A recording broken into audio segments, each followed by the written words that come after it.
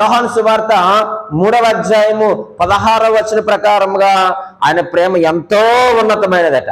ఆయన ఎంతో ప్రేమించాను, ఆయన ప్రేమ ఎంతో గొప్పది, ఎంతో ఉన్నతమైనదని యోహాను సువార్త 3వ అధ్యాయము 16వ వచనంలో తెలియజేస్తున్నాడు. అలాగే ఎఫెసీయులకు రాసిన పత్రిక 2వ అధ్యాయము 5వ వచనంలో చూస్తే ఆయన ప్రేమ మహాప్రేమట.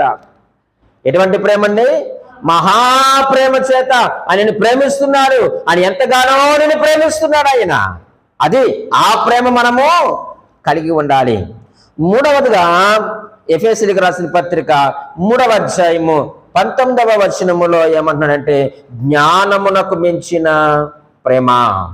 ఆయన ప్రేమ ఎటువంటిదండి చెప్పండి? జ్ఞానమునకు మించిన ప్రేమ. ఈ లక్షణాలన్నీ కూడా మనం కలిగి ఉండాలండి క్రీస్తు వలె జీవించడం అంటే.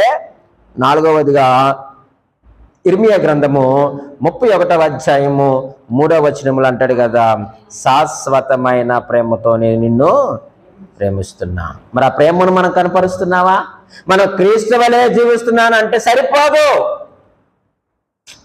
అర్థమవుతుంది. నేను క్రీస్తు వలె జీవిస్తున్నాను, నేను యేసుక్రీస్తు